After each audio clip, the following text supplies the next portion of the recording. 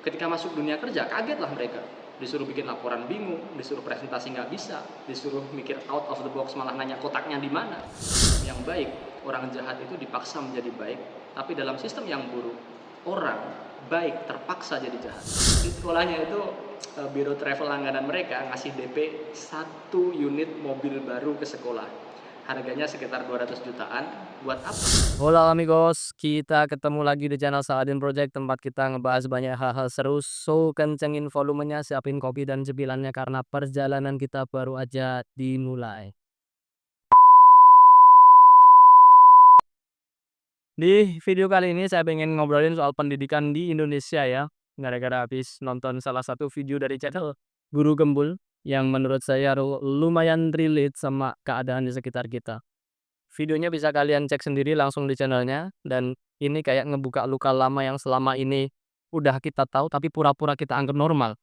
Makanya saya bikin video ini, karena keresahan, kesedihan, tapi juga ada harapan agar pendidikan kita itu, bisa jadi lebih baik. Bukan cuma soal lebih baik di atas kertas aja, tapi beneran lebih baik dalam realitanya. Pertama, di video itu Guru Gembul bilang kalau mencontek itu udah jadi bagian dari budaya pendidikan kita. Mungkin lebih tepatnya bukan budaya ya, tapi kebiasaan. Dan jujur aja saya sih nggak bisa membantah, karena ya kenyataannya gitu. Hampir setiap kali ada ulangan, ada ujian, pasti ada yang nyontek. Padahal ya kita kita tuh nggak masalah kalau anak-anak jawabannya salah. Yang penting kan prosesnya, bukan hasil akhirnya. Tapi ya susah juga, karena anak-anak kita ini banyak yang nggak pede sama jawabannya sendiri. Disuruh ngerjain sendiri, diem-diem malah buka contekan. Udah dibilangin ini soal pendapat, bukan soal bener salah, tetap aja nanya temennya atau googling diem-diem. Yang kadang bikin bingung juga ya, pas kita kasih soal kayak, "Bagaimana pendapatmu tentang peristiwa A?" Ini kan udah jelas banget, ini kan soal pendapat, bukan soal, soal pendapat pribadi, bukan soal matematika yang nggak ada yang ada jawaban pastinya. Ini nggak ada jawaban bener salah, cuma soal pendapat. Tapi tetap aja mereka nyontek, nanya sama temennya, nggak percaya sama pikirannya sendiri. Bahkan yang nggak mau ngasih contekan seringkali malah dipersekusi. Serius, yang jujur disudutkan.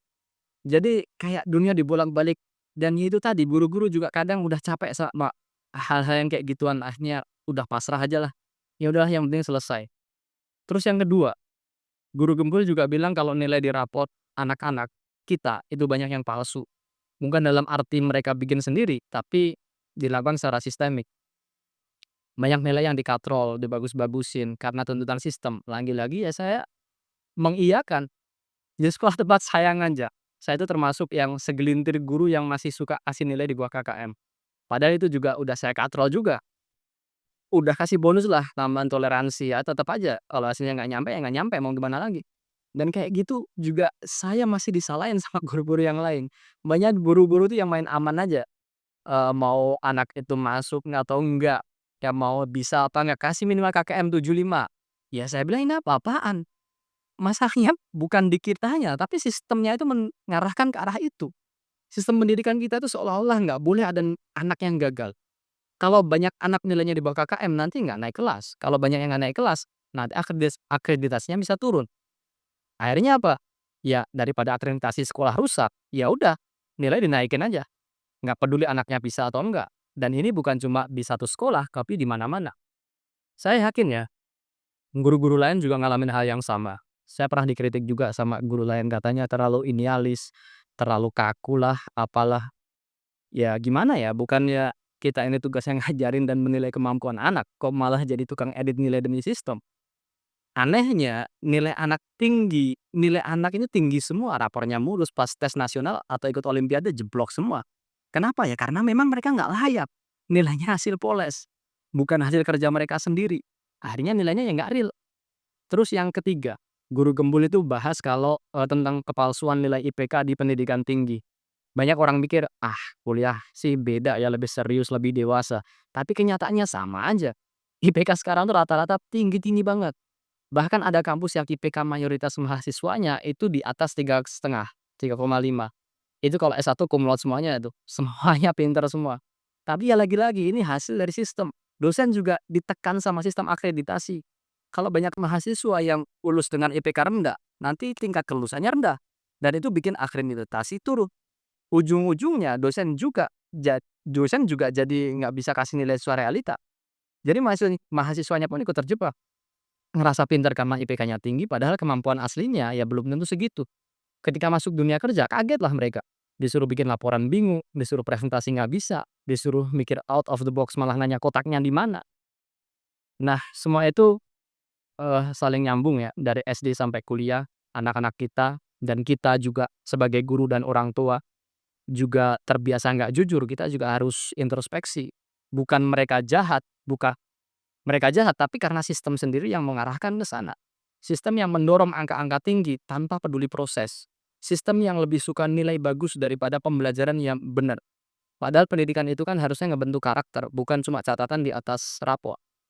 Saya jadi ingat kata-kata Pak Yusril ya dalam beberapa kesempatan, bahwa dalam sistem yang baik, orang jahat itu dipaksa menjadi baik, tapi dalam sistem yang buruk, orang baik terpaksa jadi jahat. Yang keempat, guru gembul itu menyoroti soal, guru besar alias profesor yang karya ilmiahnya ternyata plagiat. Dengar kayak gitu awalnya mikir, "Ah, masa iya sih? Masa profesor juga plagiat?" Tapi ya gimana, beritanya nggak udah banyak beredar dan kita nggak bisa tutup mata juga. Saya sendiri gabung di beberapa grup, WA dosen ya, di sana banyak yang bilang, "Yang penting jadi guru besar, yang penting jadi guru besar." Jadi masalah kualitas ya nanti aja dulu. Dan saya pernah punya dosen waktu kuliah, dulu. Dulu dia statusnya masih doktor. Beberapa tahun kemudian saya dengar dia udah diangkat jadi guru besar dan jujur waktu itu saya langsung mikir, "Tah, bisa sih?" Karena ya dari cara ngajar, kualitas, tulisan, diskusinya, menurut saya dia tuh kayak nggak layak jadi profesor. Tapi ya kenyataannya dia naik-naik juga. Dan kasus kayak gitu ternyata banyak, nggak satu 2. Kenapa banyak yang berlomba-lomba jadi guru besar? Ya karena tunjangannya besar, tunjangan guru besar. Tunjangan guru besar itu besar.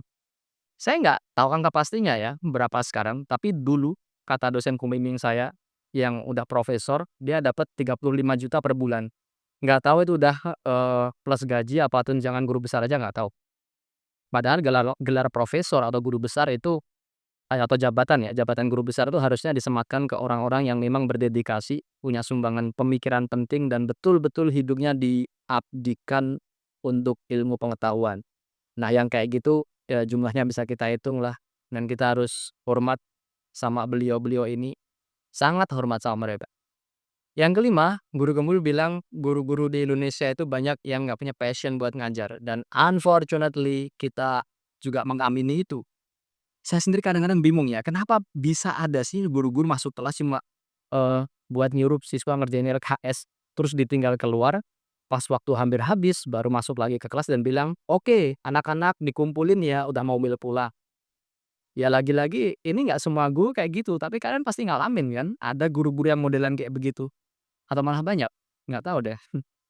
Terus coba deh kita lihat obrolan di ruang guru, dari pagi sampai jam pulang, berapa persen waktunya yang dipakai buat diskusi soal peningkatan mutu pendidikan? Berapa banyak yang diskusi masalah keilmuan? Bandingin sama waktu buat gibah, haha, hihi, atau ngebahas gosip yang nggak jelas.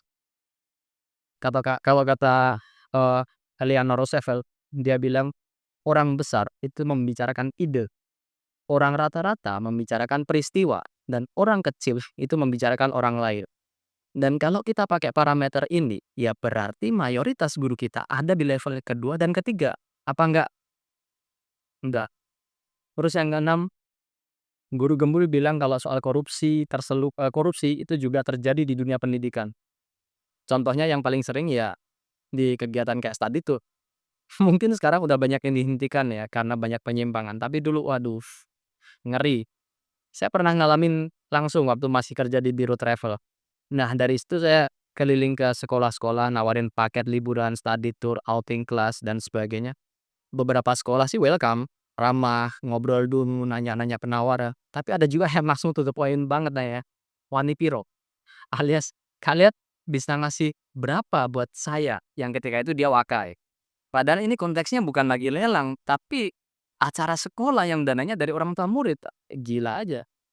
Ada lagi cerita dari teman saya yang mengajar di satu sekolah, lumayan favorit di kota itu, yang saya nggak tahu cerita ini bener apa enggak.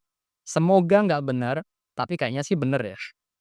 Di sekolahnya itu, biro travel langganan mereka ngasih DP 1 unit mobil baru ke sekolah. Harganya sekitar 200 jutaan. Buat apa? biar biro travel itu dapat kontrak kerja sama sekolah itu selama 5 tahun ke depan. Kalian bayangin aja lah, cuma buat ngurusin anak-anak jalan-jalan bisa segitunya. Jadi prioritas tuh bukan kenyamanan siswa, bukan edukasi, selamat trip, tapi ya bagi-bagi kue tadi. Dan nggak berhenti sampai di situ, ada juga praktik-praktik markup dana bos, markup dana seragam sekolah, buku paket, bahkan sampai konsumsi kegiatan sekolah. Coba deh cek berapa harga seragam seragam sekolah kalau dibeli sendiri di luar. Pasti bisa lebih murah, bahkan jauh lebih murah. Tapi karena semua udah dikemas dalam sistem yang "rapi" tanda kutip, akhirnya orang tua murid ya ikut-ikut aja, meskipun ngerasa mahal. Saya pribadi ya, belum pernah lihat ada pengadaan seragam di sekolah yang benar-benar sesuai dengan harga pasar. Pasti ada lebih-lebihnya, dan nggak tahu kelebihnya itu masuk ke mana. Belum lagi praktik joki, skripsi, tesis, disertasi, jurnal, bahkan tes TOEFL atau tes bahasa, itu juga ada jokinya. Kecurangan juga terjadi di ujian nasional dulu sampai sekarang di ujian masuk perguruan tinggi. Dan jangan salah, ijazah palsu masih eksis. Bahkan ada juga ijazah asli tapi bisa dibeli, tinggal store uang aja. Tanpa perlu kuliah beneran. Silakan cek di website banyak. Praktek-praktek ini benar-benar merusak esensi pendidikan kita. Nilai akademik bukan lagi soal kemampuan tapi soal koneksi dan modal. Masalah-masalah ini udah lama terjadi dan skalanya pun nggak kecil. Sampai hari ini kita belum benar-benar lihat ada kebijakan yang tegas dan sistematis buat memberantas semua ini.